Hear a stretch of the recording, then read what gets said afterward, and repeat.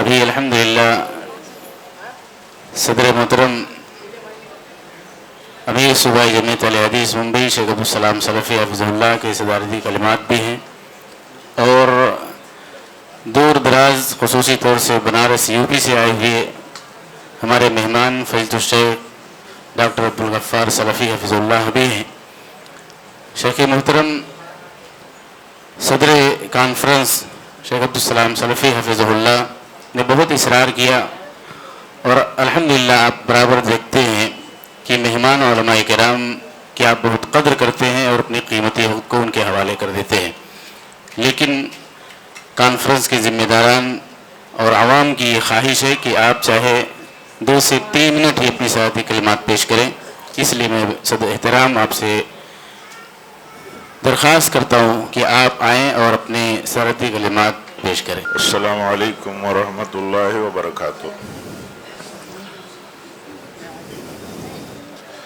الحمد للہ رب العالمین، واشہد ان لا الہ الا اللہ وحدہ لا شریک لہ، واشہد ان محمدا عبدہ ورسولہ۔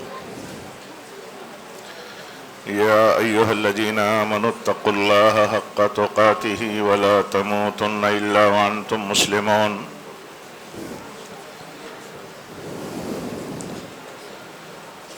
اما بعد فإن خير الحديث كتاب الله، وخير الهدي هدي محمد صلى الله عليه وسلم، وشر الأمور محدثاتها، وكل محدثة بدعة، وكل بدعة ضلالة، وكل ضلالة في النار۔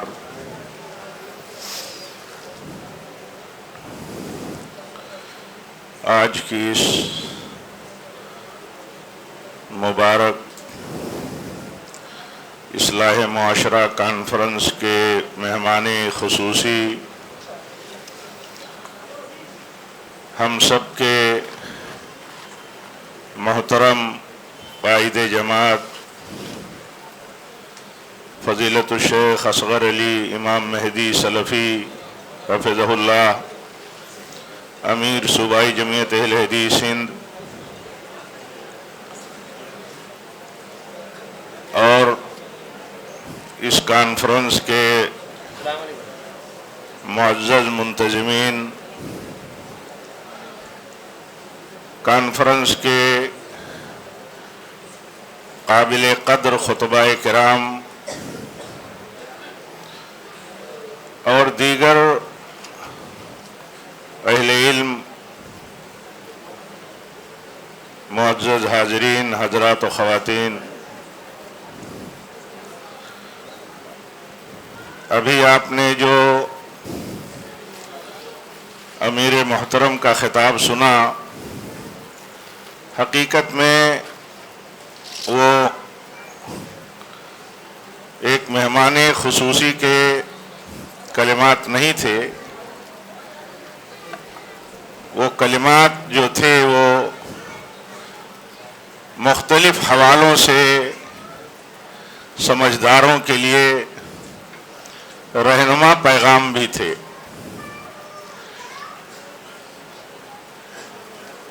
میں اور کچھ بات نہیں کر سکتا، لیکن موجودہ حالات میں آپ اپنے تجربات سے بہت کچھ جماعت کو، قوم کو، ملت کو میسج دیتے رہتے ہیں۔ یہ زیادہ تر ان کے اشاروں کو اور ان کے مقاصد اور انٹینشن کو وہ لوگ سمجھتے ہیں جو لوگ غور کرتے ہیں، جو لوگ حالات پر نظر رکھتے ہیں، حالات کا تجزیہ کرتے ہیں، وہ اور بہتر ڈھنگ سے سمجھتے ہیں۔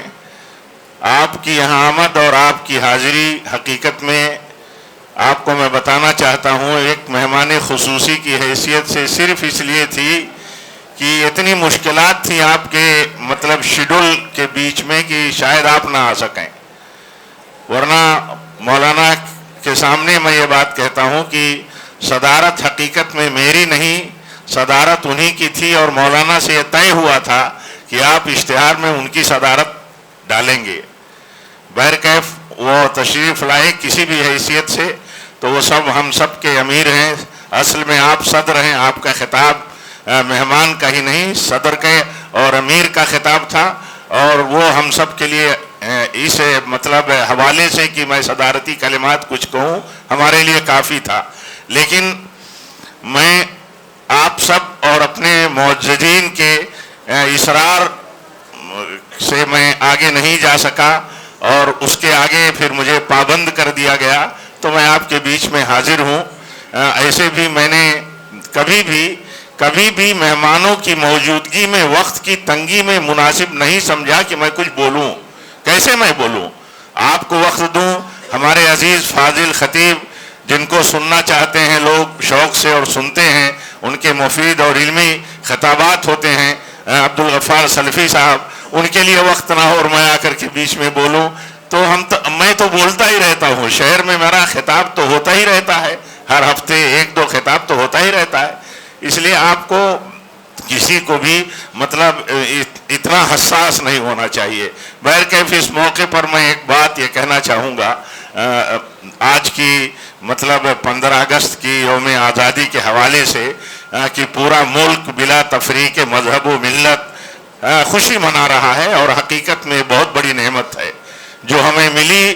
ابھی کچھ حوالے آپ سن رہے تھے کہ کیسے حالات تھے ملک کے, اور کس طرح اس حالات کا مقابلہ کرنے کے لیے دنیا کی سب سے بڑی طاقت سے مطلب لوہا لے کر کے لڑائی لڑ کر کے ملک کو آزاد کرایا گیا. بہت بڑی نعمت ہے. لیکن اس میں ایک پیغام جو میں چاہتا ہوں اس مناسبت پر آپ کے سامنے رکھوں, وہ یہ کہ جب ہم یہ سنتے ہیں کہ اس تحریک آزادی کی لڑائی میں, ملک کی آزادی کی لڑائی میں اپنے اس پیارے وطن کو آزاد کرنے کے لیے سب سے بڑا رول مسلمانوں کا اور ان میں اہل حدیثوں کا تھا, تو اس میں پیغام یہ ہے کہ ہم اہل حدیثوں کا معاملہ اپنے وطن عزیز کے لیے سب سے بڑا اور سب سے عظیم ہمیشہ ہونا چاہیے. ہم اپنے ملک کے لیے, اپنے وطن کے لیے, اس کی حفاظت کے لیے ہر طرح کی جانی و مالی قربانی دینے کے لیے ہم اس لیے تیار رہیں گے کہ اس ملک کی آزادی اور اس ملک کی حفاظت کے لیے جنہوں نے آگے بڑھ کر کے لڑائی لڑی تھی وہ ہمارے علماء تھے, ان کی قیادت تھی, ان کا حصہ سب سے بڑا تھا, اور ہم ان کے جانشین ہیں. تو اس ملک کے تئیں ہمارا جذبہ, ہمارا تصور اور کنسپٹ یہی ہونا چاہیے کہ ملک کو جہاں جہاں ملک کی تعمیر میں, قربانی میں جان اور مال کی ضرورت ہوگی ہم ہر جگہ ایسے ہی لگے رہیں گے جیسے ہمارے اسلاف لگے تھے. یہ میسج ہے. اور دوسری بات یہ ہے کہ ہم اپنے وطن میں رہتے ہیں, اس وطن میں ہمارے اپنے وطن میں غیر مسلموں کی میجارٹی ہے, اس میں کوئی شبہ نہیں ہے. 80 سے 85% غیر مسلم بستے ہیں, اس میں ہم 15% ہیں تقریباً. آپ یہ بتائیے کہ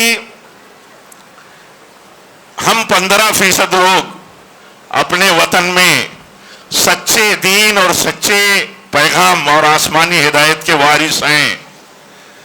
ہماری ذمہ داری یہ ہے کہ ہم اتنے بڑے طبقے کو اس سچائی کے تئیں مطمئن کیسے کریں. اس کے لیے طریقہ یہ ہے کہ ہماری سچائی ہمارے نیٹ ورک میں غیر مسلموں میں عام ہونی چاہیے, ہماری امانت داری غیر مسلموں میں عام ہونی چاہیے. جب ہمارے تئیں غیر مسلم طبقہ ہماری امانت داری, ہماری وفاداری اور ہماری صداقت کا اقرار کرے گا اپنے دل سے, تو اس وقت ہم بری الذمہ ہو سکیں گے اپنی دعوت اور ذمہ داری سے. مولانا کا نام آیا, ابھی آپ نے امیر محترم کی زبانی سنا, شیخ عبدالحکیم مدنی حفظ اللہ کی زبانی سنا. مولانا ابوالکلام آزاد کس بات کے مناد تھے؟ وہ اسی بات کے مناد تھے کہ ہم جس ملک میں رہتے ہیں اس ملک میں ہم ہندوؤں اور اپنا مسلمانوں کے بیچ میں لڑائی اور جھگڑے کھڑا کر کے نہیں رہ سکتے.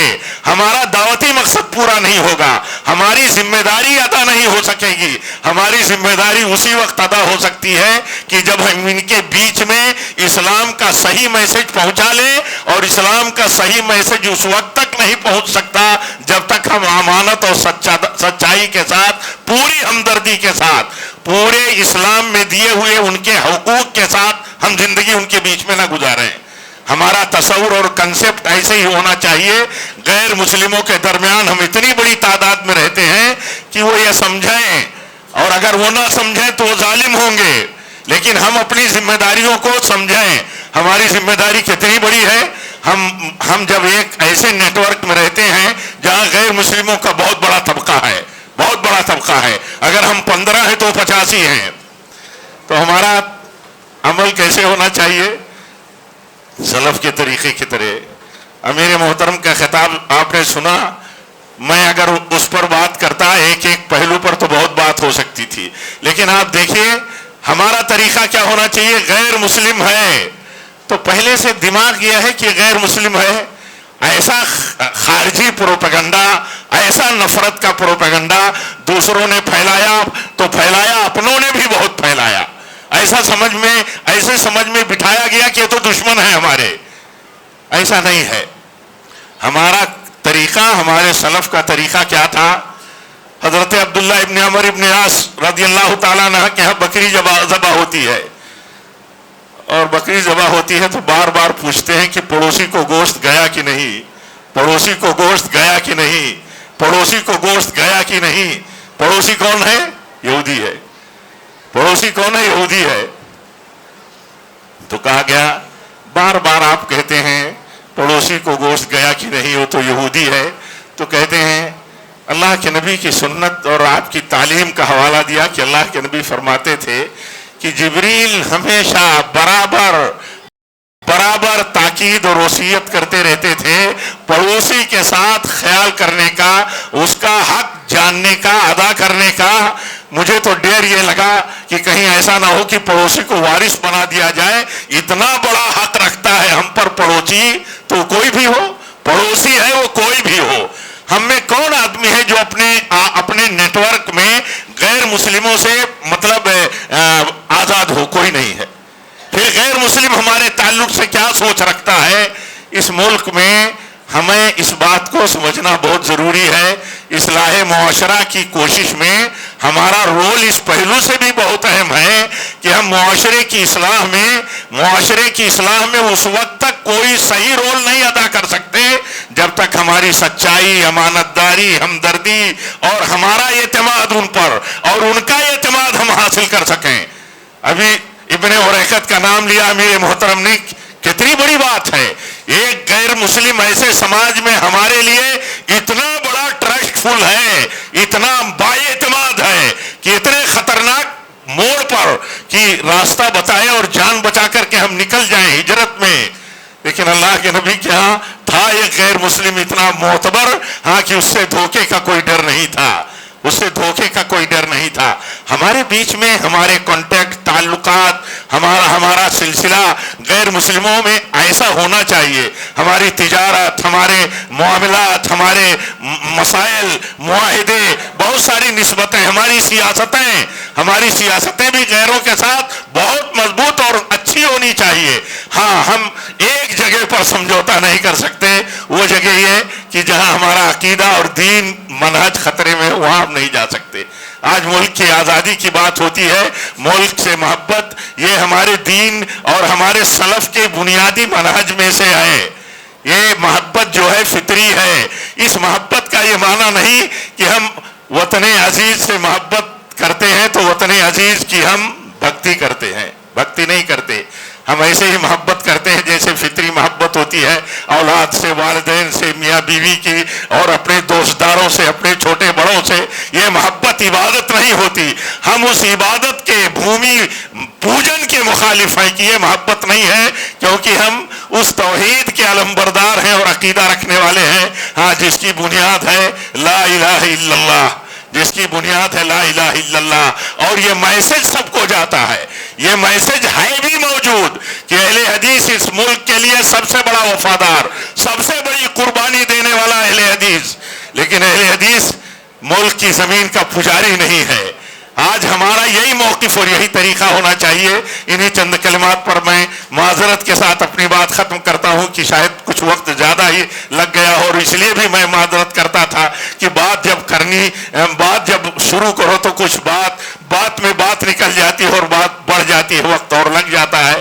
اس لیے میں انہیں کلمات پر معذرت کے ساتھ اپنی بات ختم کرتا ہوں اور یہ دعا کرتا ہوں کہ رب العالمین ہم سب کو اخلاص کے ساتھ کام کرنے کی توفیق، اپنی ذمہ داریاں محسوس کرنے کی توفیق دے، اپنے بڑوں کی تکریم، اپنے علماء کا حق جاننے کی توفیق دے، اپنی جماعت کے مقام اور منصب اور اس کی استحکام کے پیچھے ہم سب کو فکر کرنے کی توفیق دے، اور یہ اصلاح معاشرہ کانفرنس جتنے چھوٹے بڑوں کی اس کے ساتھ تعاون اور حصہ داری ہے، رب العالمین سب کی کوششوں کو، بالخصوص ہمارے علماء کی کوششوں کو، اور ہم سب کے محترم مہمان محترم جو یہاں تشریف لائے، رب العالمین ان کی زندگی میں برکت دے، ان کی کوششوں میں برکت دے، اور ہم سب کو حق پر زندہ رکھے جب تک ہم ہیں، سنت پر رہیں، جب بھی ہماری موت ہو تو مسلک سنت پر ہو، مسلک سلف پر ہو۔